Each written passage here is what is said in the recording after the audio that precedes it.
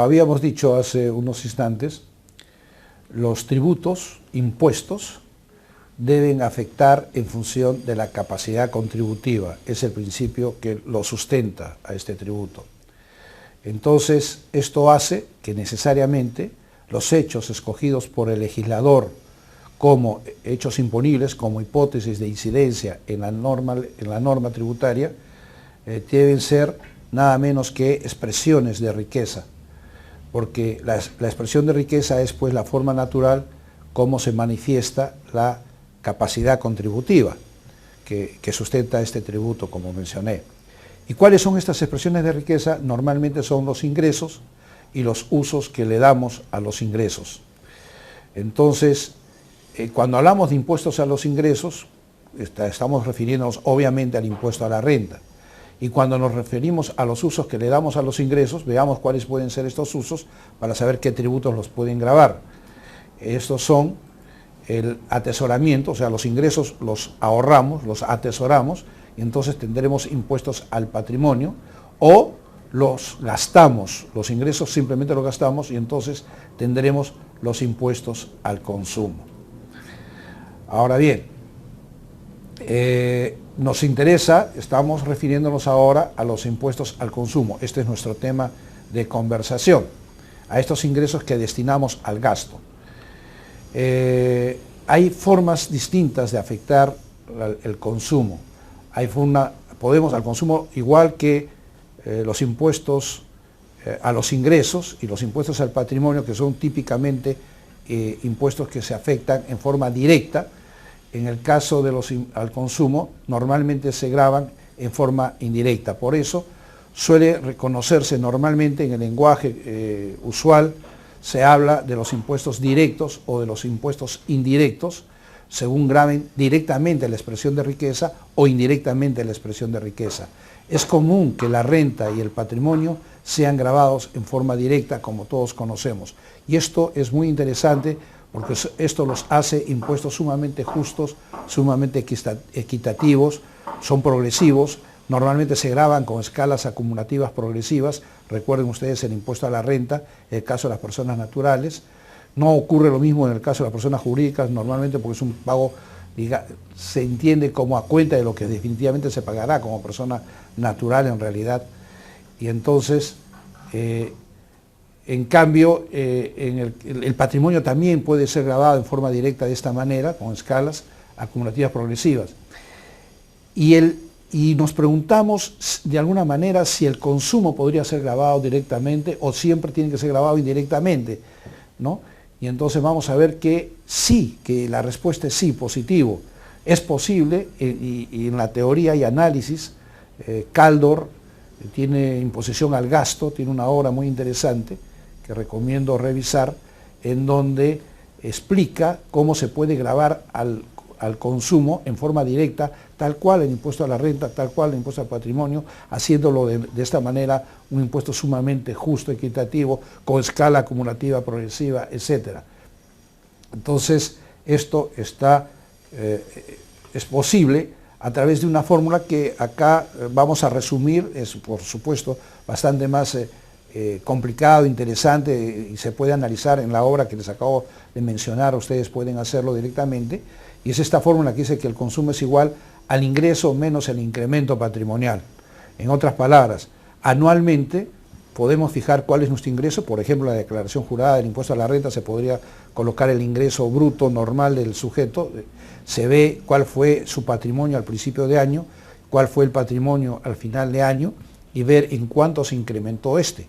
Este incremento del patrimonio es lo que el sujeto ha ahorrado. Pues bien, el total de lo que le ha ingresado menos ese incremento patrimonial no es otra cosa, esa diferencia no es otra cosa que lo que ha consumido, lo que ha gastado. Conocido entonces este elemento, el consumo, nada impediría aplicarle una escala acumulativa y progresiva. Maravilloso, justo, equitativo, el que más tiene paga más, el que menos tiene paga menos, el que no tiene nada no paga nada. Pero ¿qué pasa? ¿Por qué no lo aplicamos entonces? Si esto es tan bonito, ¿no? Entonces, acá este es el tema que estamos desarrollando en esta siguiente lámina, ¿no? Pueden ser más justos, decimos, los impuestos directos que los indirectos, porque permite dotarlos de mayor progresividad al poderse aplicar las escalas acumulativas progresivas. Pero el problema está en que no son de tan fácil aplicación. El problema es de tipo administrativo. Requieren de una excelente administración. Por eso fracasaron en los lugares en que se pretendió aplicarlos, en la India, por ejemplo, ¿no?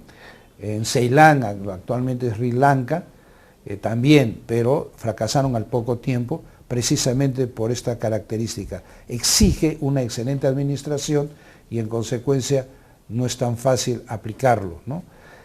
Para esto yo les recuerdo cómo los tributos, basar la imposición, la recaudación de determinados tributos va a depender de qué tan bien administrado esté un país. Un país desarrollado, muy desarrollado, es un país con una excelente administración. Una cosa va de la mano con la otra. Los países mejor administrados, precisamente gracias a su excelente administración, consiguen un grado alto de desarrollo y pueden darse el lujo de basar su recaudación justamente en impuestos directos, precisamente por la facilidad que tienen. Pero los países con estado intermedio de desarrollo no pueden darse ese lujo como el nuestro, y más bien vamos a basar nuestra recaudación en tributos indirectos, que son más fáciles de administrar. Ocurre que los países que están en un estado primario de desarrollo basan su recaudación en los impuestos aduaneros, que son los más fáciles de administrar, así lo reconoce la doctrina, ¿no? Entonces, no obstante ello, es interesante cómo ver incluso cómo los países muy desarrollados, muy bien administrados, han empezado a basar su recaudación también en los impuestos indirectos, porque generan una gran recaudación y son muy fáciles de administrar. Se ahorra mucho en el control fiscal y en la determinación y aplicación de los impuestos. Entonces, esto nos lleva al tema de imposición indirecta al consumo. Ya nos hemos ubicado en qué lugar nos encontramos. La imposición indirecta al consumo no grava entonces directamente al consumidor, eso es lo interesante. Lo que hace es gravar las transferencias que ocurren en el ciclo de producción y distribución de los bienes.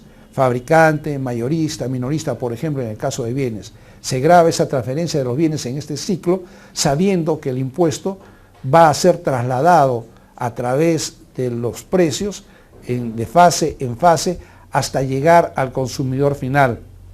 En otras palabras, el consumidor, quien finalmente va a ser el que terminará asumiendo la carga económica del impuesto. Entonces, ¿cuál es el aspecto material de la hipótesis de incidencia en este caso? No es el consumo, como ocurriría en un impuesto directo al consumo, sino la transferencia de los bienes, la venta de los bienes o la prestación de un servicio en el caso de estos, ¿no? Entonces, esa es la hipótesis de incidencia. El contribuyente, ¿quién va a ser? El que vende, el que presta el servicio, pero no el consumidor final. Pero entonces, ¿qué es el consumidor final? El consumidor final no es contribuyente del impuesto. El consumidor final lo que hace es soportar económicamente la carga del impuesto, es el incidido económicamente con el impuesto, ¿no? Entonces podemos ver acá, en este ejemplo claro, cómo se dan las relaciones jurídicas como consecuencia del tributo. Hay una relación entre el Estado y el vendedor con ocasión de la venta de un bien, por ejemplo. El vendedor es el contribuyente, el sujeto obligado al pago del tributo, el Estado es el sujeto acreedor. Aquí estamos hablando de la relación jurídica tributaria. ¿El vendedor paga tributo? Sí, señor, se lo paga al Estado, igual su impuesto anual, mensual, como corresponda. Otra cosa distinta es la relación jurídica comercial que se da entre el vendedor y el comprador, su cliente. Esta relación no es de naturaleza tributaria.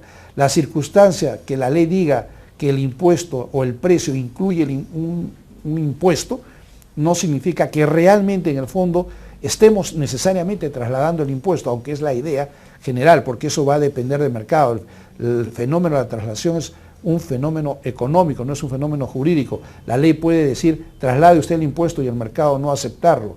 Pero entonces, aquí, sin embargo, se parte de la hipótesis que el impuesto ha sido trasladado en el precio. Y entonces el comprador, cuando paga al vendedor, no está pagando impuesto. El comprador está pagándole al vendedor, a su proveedor, le está pagando precio por la compra del bien, precio por la prestación del servicio, en contraprestación por el servicio recibido. Quien va a pagar el impuesto es el vendedor al Estado dentro de la relación jurídica tributaria. Acá el comprador paga precio. Entonces, finalmente pues podemos llegar a la conclusión de que el sujeto incidido económicamente con la carga del impuesto es el comprador. Él es el obligado, de alguna manera, el que va a soportar el tributo, pero no el obligado al pago del impuesto. Él no es contribuyente. Eso es algo que no podemos perder de vista. Es importantísimo porque estamos precisamente en un impuesto indirecto al consumo. Distinto sería en el caso de un impuesto directo. No estamos en un impuesto directo al consumo. Acá el consumidor es indirectamente afectado a través del fenómeno de la traslación.